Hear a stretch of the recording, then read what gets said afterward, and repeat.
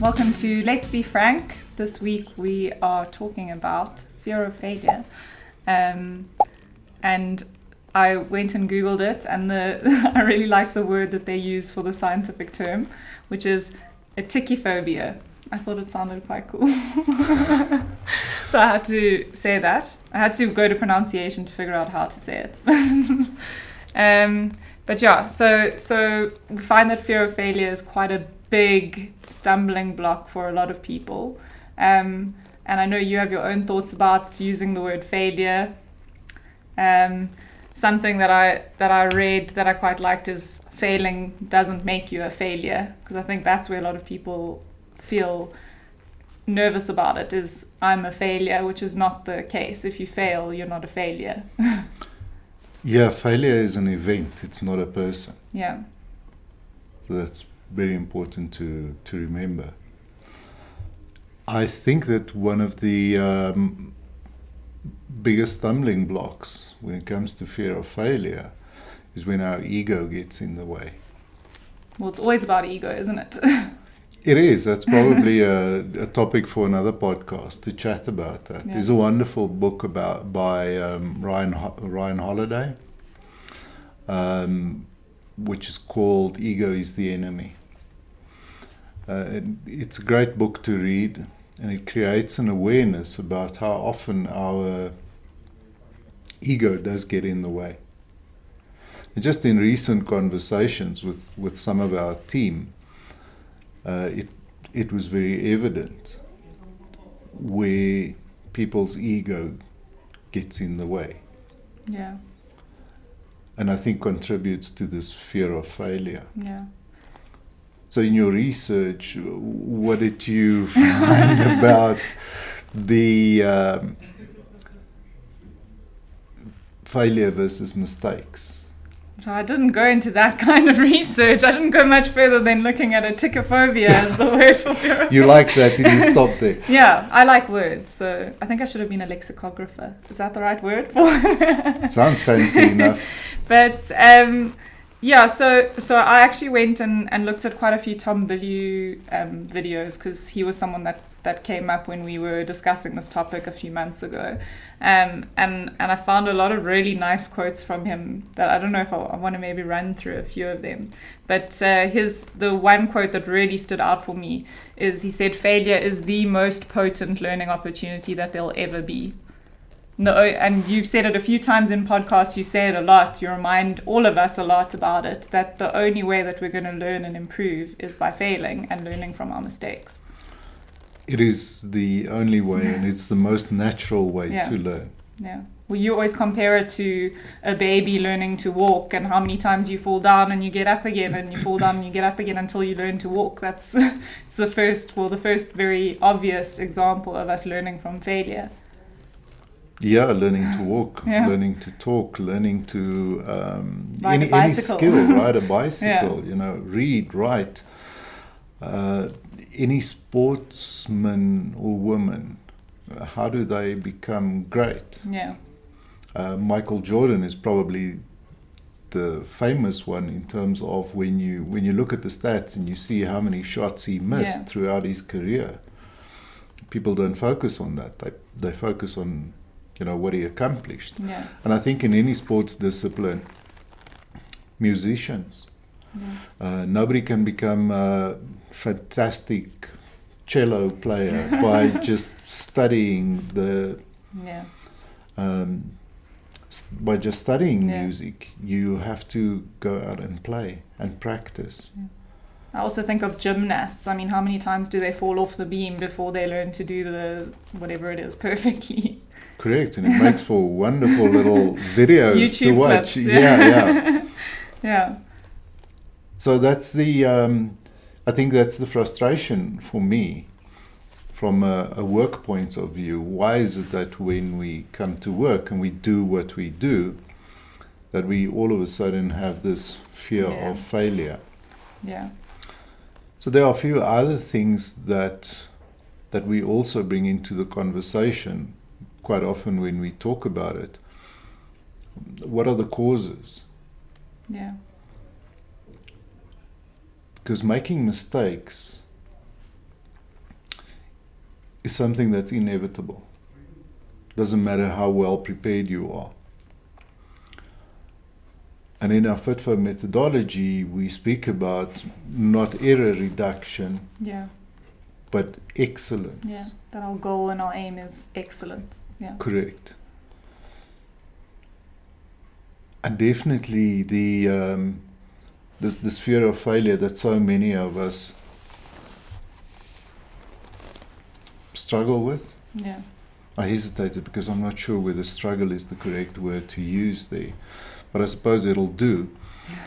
The fear of failure makes us settle for mediocrity. Yeah, well, that's another part of our FitFo methodology, is we say that it's a combination of experience, qualification, and risk-taking.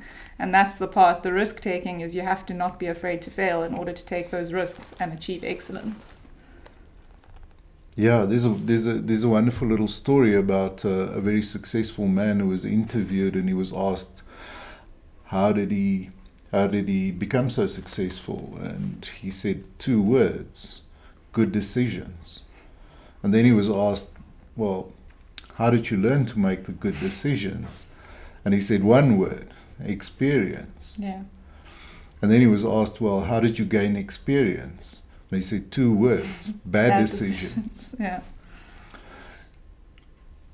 We often talk about experience because we have a number of people that are young, just entered the workforce. We try to accelerate their abilities, skills, and so on as quickly as possible. And we do that by simply throwing them in the deep end. Correct. Yeah. So we throw them in the deep end, but obviously watching them carefully and seeing where we can help and where we can assist. And the thing about experience is, there's a lot of experience that come with time. But the bulk of experience come from doing. Yeah. And the more you do, the more experience you gain. Yeah. So the notion that experience is something, I have to be in this job for 10 years or 20 years before I can call myself experienced, that's just not true. By doing and failing, well, trial and error. That's the way that we gain experience. So I think another thing that I've heard before, I can't remember where it was, is that the only failure is not learning from your mistakes. That's the failure. So if you keep doing the same thing over and over again and not seeing a positive result, that's a failure. But the idea of making mistakes and learning from your mistakes, that's not a failure. So that's where that fear of failure term can sometimes make people feel uncomfortable. Definitely. What's the difference between a mistake and a failure? I'm not sure. Please tell me. Well, I'm not sure I got it right, but my definition of that is that a mistake is doing something that is not correct. Yeah. And you learn from your mistakes. We cannot be expected to know everything. So you learn from your mistakes. The number of failure or number of mistakes that you make can contribute to a failure. Yeah. So you fail a test because you made X number of mistakes on the test. 77% of and as you pointed out, making the mistakes, that's not the problem. Yeah. But not learning from those mistakes. Yeah. That is, and it also goes back to what we spoke about last week, the very first dysfunction of a team. Just building that trust, that vulnerability-based trust. Yeah. And it definitely something that we can improve on is when we've recognized there was a failure, however big or small that failure is to look at what we can do and what we can learn from that. Yeah.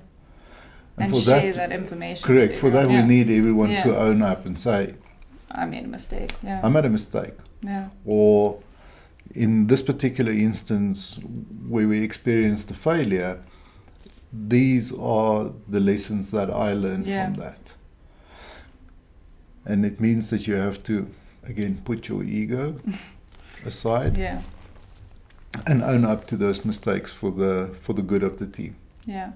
So that brings me back to the 5 dysfunctions. We hear a lot that people are not open to communication because of a fear of conflict. That's the reason or excuse that gets thrown around a lot. Oh, I don't like conflict.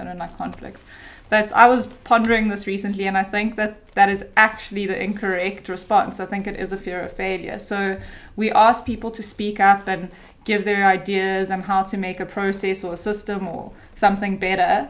And I think people are afraid because they don't feel that they're qualified enough to be making those decisions. And because they might disagree with the way things are currently being done, but they don't know that their idea is going to be any better, that they won't even mention it. Instead of actually speaking up and saying, perhaps this will work, and let's try it. They don't want to be responsible. It brings us back to accountability and responsible, and the person that's accountable for the mistake or the failure. They don't want to be the person that suggested something that might not work, even though what is currently working they don't think is working. I think yesterday I mentioned to you that in some of my discussions with the team, it was interesting to observe that in the right context, people don't have that fear of conflict. Yeah.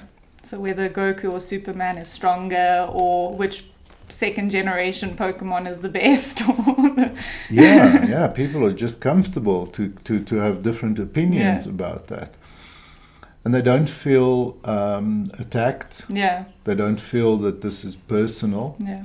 But the moment that we bring it into the workplace, as you say, there could be a number of factors for contributing towards that. It could be perceived lack of experience, seniority, and a whole host of them. And we should get rid of that. Yeah. I mean, I can say that I've personally felt that I'm not qualified enough or in maybe in an experienced enough position to be able to weigh in on something, because maybe where I'm coming from is not the right place. But actually you find that a lot of good ideas come from those people who are not entrenched in or qualified or experienced in that context. So you find that a lot of the creativity and good ideas come from people who are not experienced. Definitely. Or people from different disciplines, because they are not used to those entrenched processes or ways of doing things, and they can look at things from a fresh perspective. And if we can just get people to share those ideas with us, it would definitely contribute. But people actually doing a particular task, they are the best qualified to share with us and to tell us what works and what doesn't work. One of the things that we want to introduce is in our meeting schedules is to have a reminder right at the beginning of the meeting that we're here in pursuit of the truth. Yeah. So we're asking for unfiltered, passionate debate. Correct. Which includes conflict. Yes. Well, it might not. It might not. Yeah. But it's extremely important that we get to that point where we can have that unfiltered, passionate debate in pursuit of the truth. I suppose it's one of the biggest fears that we deal with in terms of fear of failure. People feel that if I open my mouth, I will be shot down. I'll look silly. I will look silly. Correct. Again, a personal one coming through there. Yeah. Yeah. So much of it, and I really encourage people to do a little introspection and see, how often is it about me and about how I will come across. Yeah. So all the ego elements that we mentioned earlier that contribute to what they perceive as fear of failure. Yeah. We learn by doing. We gain experience by doing. Yeah. So that's a summary of fear of failure. Some ideas for how we can overcome it, I think, is to start looking at it from a perspective of the team, and not just looking at yourself and the ego, and how we can achieve that pursuit of the truth through unfiltered, passionate debate. But yeah, let's chat about this more. Please talk to Herman and I if you have any ideas for how to overcome our fear of failure as a team. And this was Let's Be Frank about fear of failure. See you next week. Thanks. Thank you.